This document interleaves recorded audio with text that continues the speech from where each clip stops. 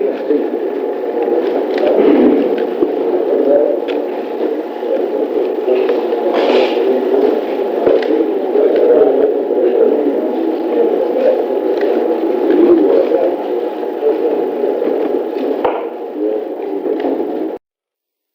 court, Kemper's attorney, Rollin Hall, requested and was granted a continuance of proceedings, requested and was granted a gag order to prevent official statements about the defendant or the case.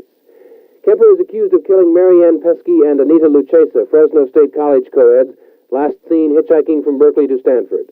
Miss Koo, last seen hitchhiking in Berkeley. Cynthia Ann Shaw, last seen hitchhiking to a class at Cabrillo College in Santa Cruz. Rosalind Thorpe and Alice Liu, two UC Santa Cruz co-eds, last seen hitchhiking on that campus.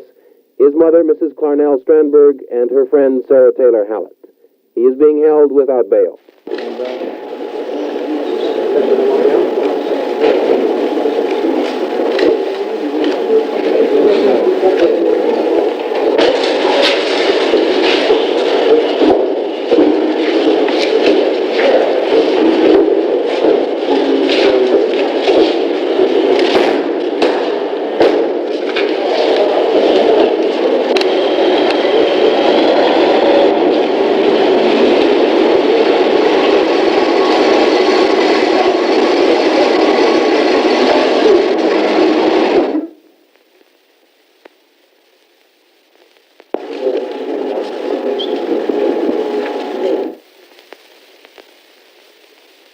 Kemper was arraigned this afternoon on charges of killing 6 young women, his mother, and a friend of hers over a period of time from May 7, 1972 to the 21st of this month.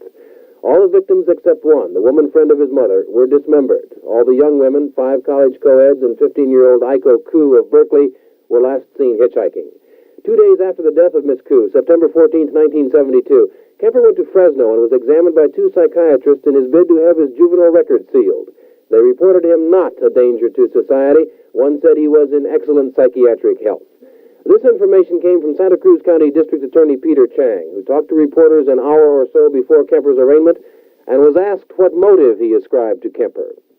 He apparently, according to what he says, fantasized about doing this for quite a long period of time, and he states that he never would have been able to have acted out any of this fantasy if it were not for the fact that there were so many attractive, naive girls hitchhiking in the Bay Area and in this county. The next court date for Kemper is May 21st. He's scheduled to enter a plea at that time. Pat O'Brien, Eyewitness News, Santa Cruz.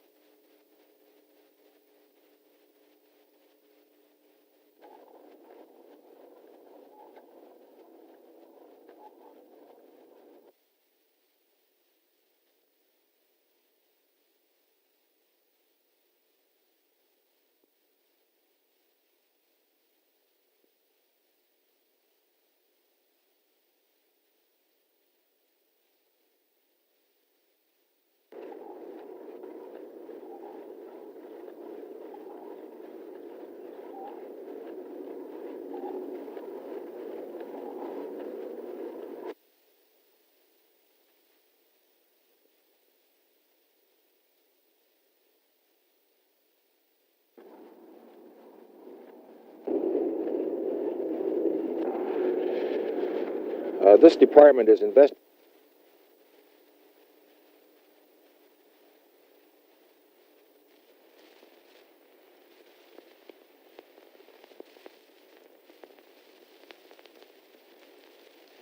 Aptos, just a few miles south of Santa Cruz, where this morning about 5:30, county sheriff's investigators found the bodies of 2 women, one of them decapitated and her right hand cut off. The bodies were found in closets in the apartment home of one of the victims, because, police say, the son of that victim called Santa Cruz police from Pueblo, Colorado this morning and told them about the murders.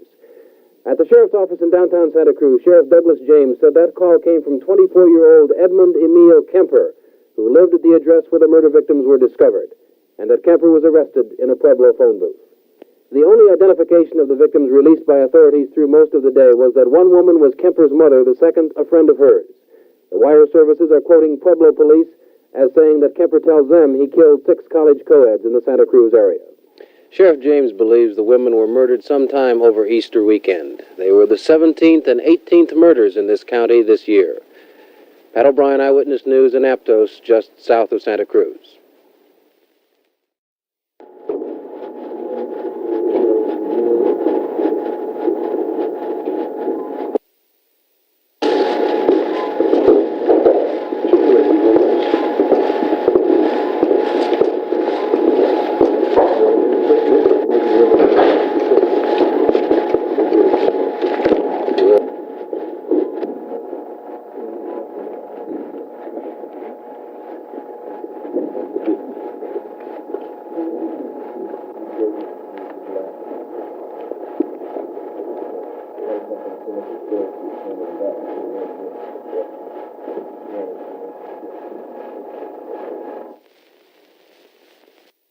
In other matters, perhaps a bit more pertinent to the case here, there is talk among the sheriff's personnel that Kemper will be transferred to either Soledad Prison or San Mateo County Jail for security purposes, and because some of the other inmates in the Santa Cruz County Jail are becoming uneasy over his presence here.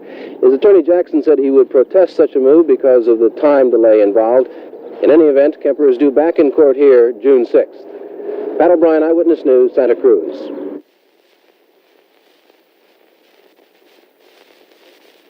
Santa Cruz County Sheriff spokesman say Kemper tried twice last Monday to kill himself by attempting to cut an artery in his arm with a ballpoint pen clip. He was taken to a hospital after the attempt was discovered, received 6 stitches to close the wound, and when returned to jail, put in a cell by himself under close surveillance. In court today, his attorney requested and received a week's delay in the proceedings. Kemper is charged with killing his mother, a friend of hers, and 6 college co-eds. He gave reporters an envelope as he walked by them in the hall on the way into court. Inside was a form letter, apparently from the committee to re-elect President Nixon, since the first family's picture was on the front of it, and a thank you for campaign effort message inside, along with the mimeographed signatures of the president and his family. Kemper's Santa Cruz address was on the envelope. It bore a Washington postmark dated April 26th, 2 days after Kemper was arrested in Pueblo, Colorado. Kemper's attorney could not shed much light on this rather strange development. It was mailed to him. Apparently it came yesterday. Mm-hmm. Did he have an active role in the campaign, He voted against Mr. Nixon. Against Mr. Nixon? That's what he told me. And how would he get this letter? You have to ask the committee to re-elect the president.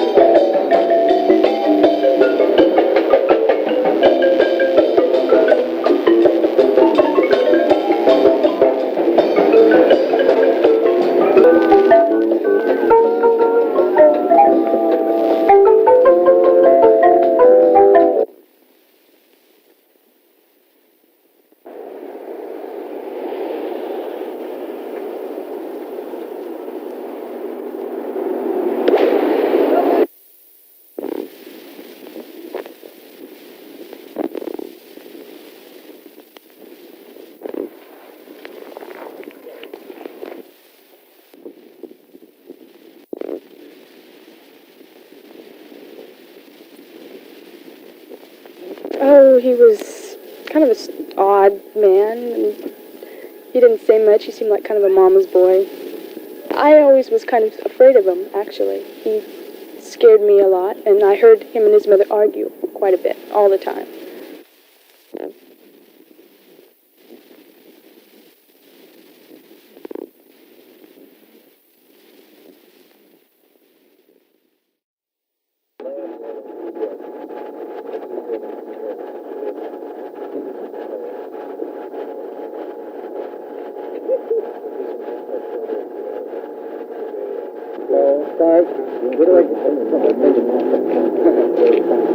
Get inside that ratchet and run all over.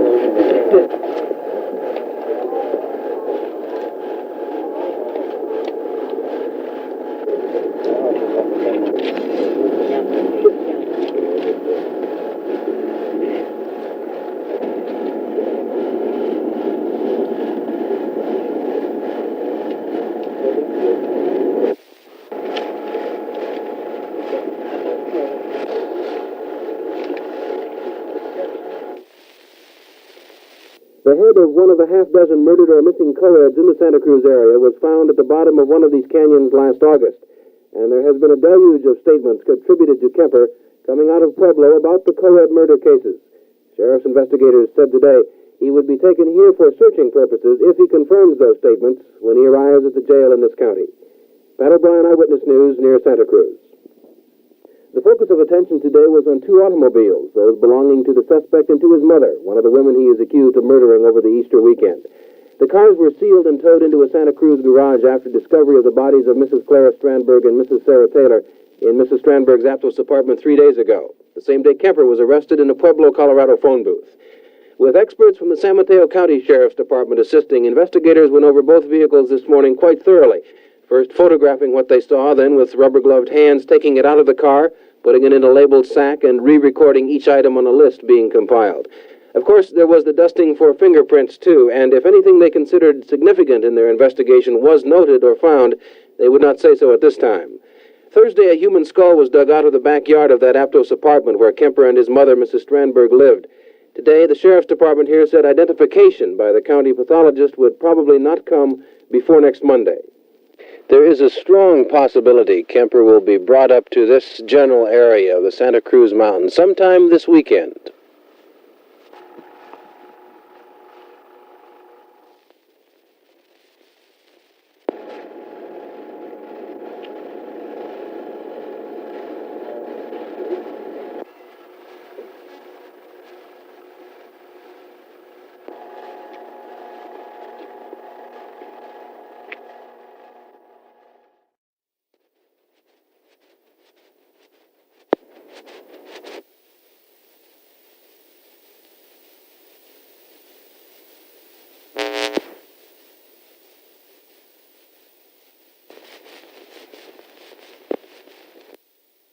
Why do you think you were spared any of the violence?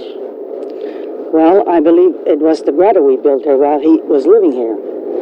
And he used to sit here and watch, and I think she made it possible that he couldn't touch us. Do you think the Blessed Mother was looking over you? Oh, definitely. How do the neighbors feel? Do they all know about it now? Well, some do, and some are not aware of it yet.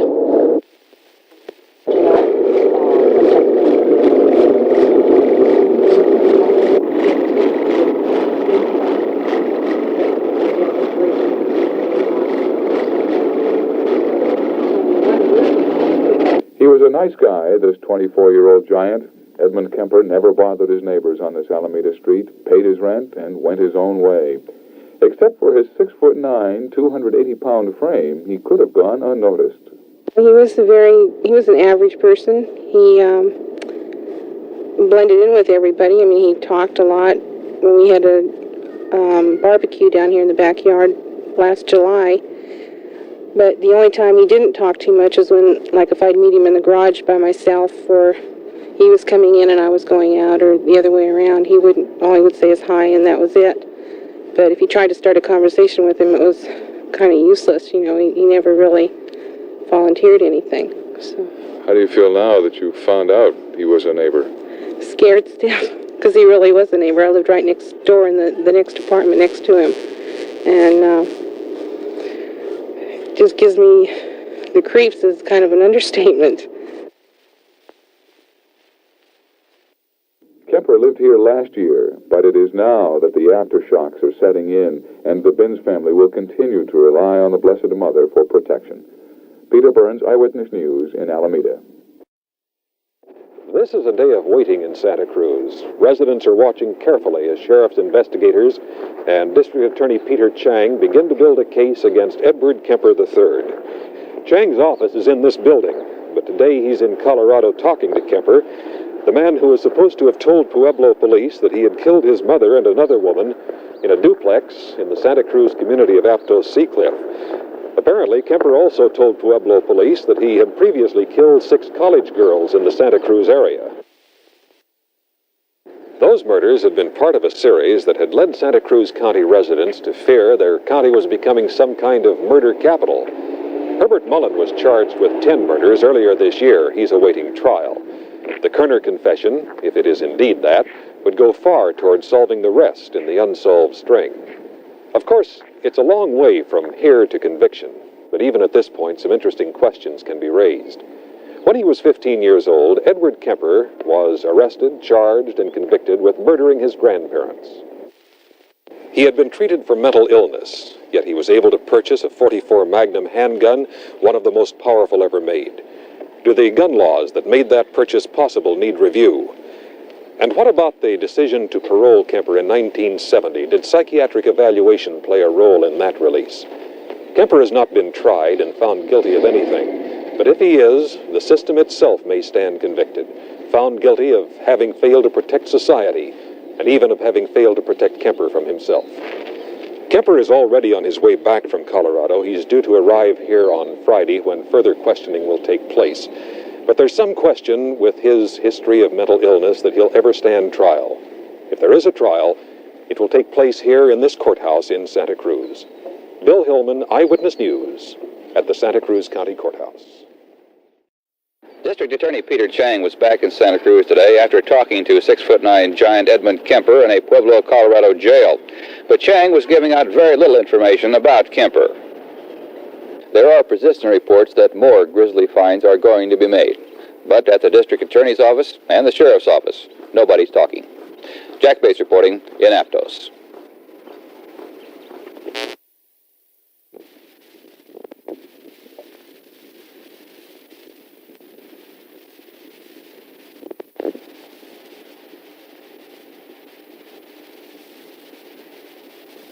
Well, depending on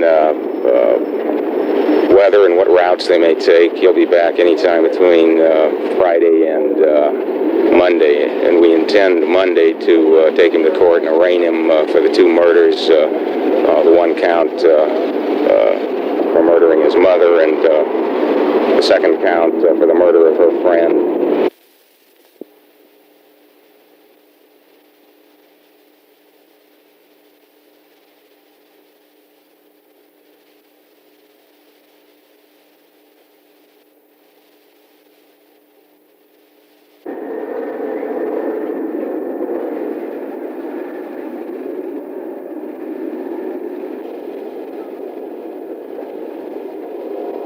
She was a really beautiful person, not just to look at, but to talk to. And she was just a really fine girl.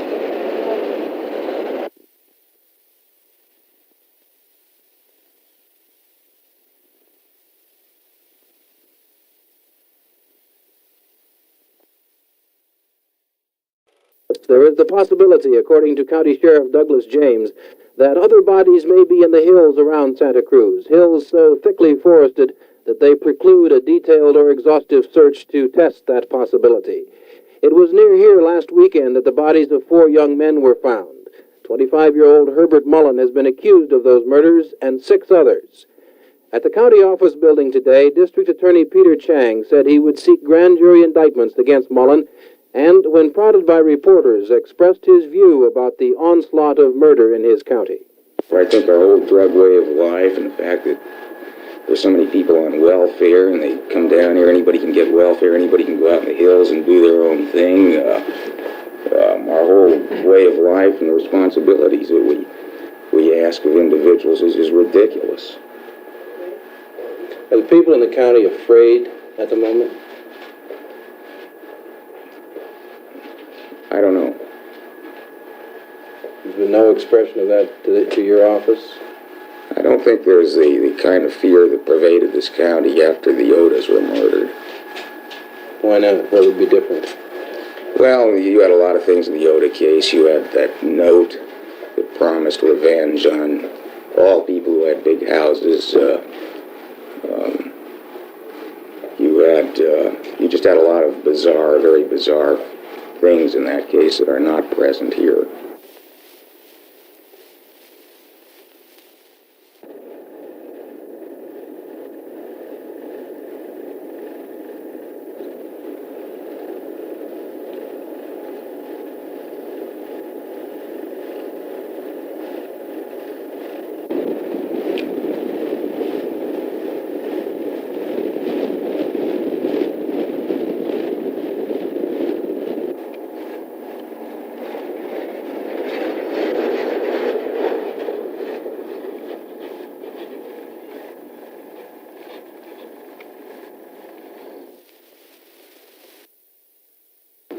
Mullen is being held here in the San Mateo County Jail in Redwood City.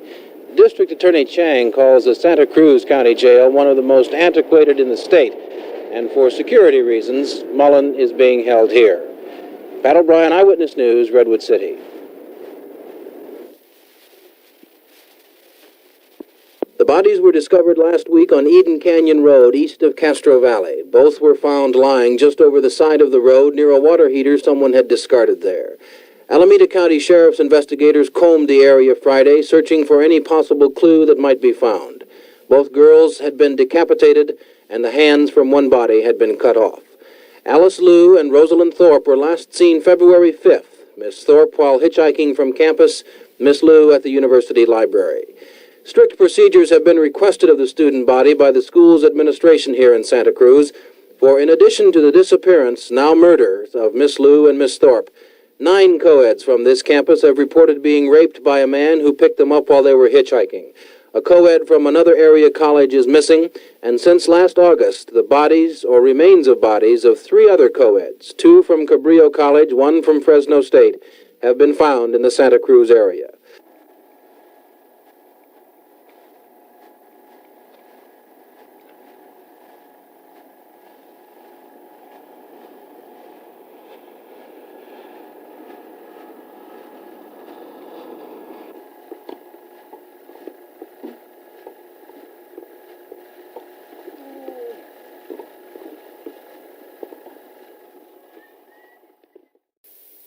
Police in Santa Cruz are not expecting a fast, dramatic solution to this trio of butcherings. It was routine work today, checking into the backgrounds of all the victims and into the background of the prime suspect, who was arrested in another series of killings. Herbert Mullen has been accused in 10 of the 15 murders tied to this South Coast community. However, Mullen's alleged connection with death has not involved the cutting up of the victims, and this apparently was the grisly pattern set in the death of the girl whose body parts were found scattered from here in Santa Cruz to Big Sur.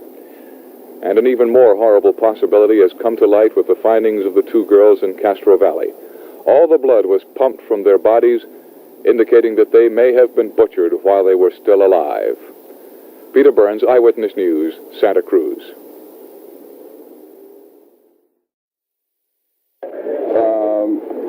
This is just a nice quiet area where the road here continues but drops off very rapidly. And it's Jeep road or horse country. You can loop back and follow the perimeter, and it's about right in here is where we found another campground where we found a TV and a table and a blanket and stuff like this some years ago.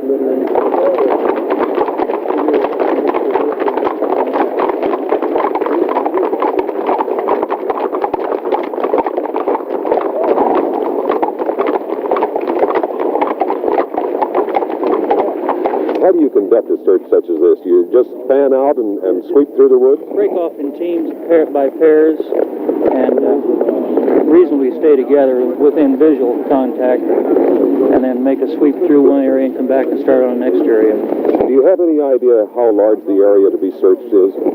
We've got roughly about a square mile at minimum. How long will it take? Most of the day.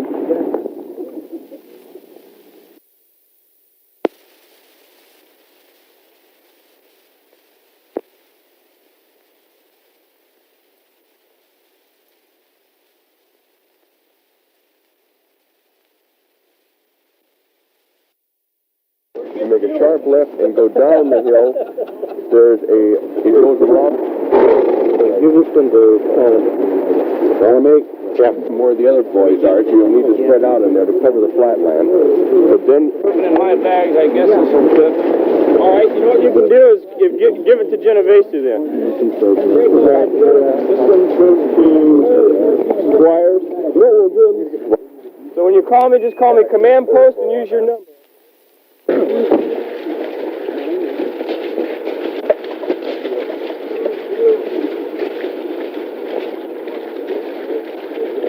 Yes.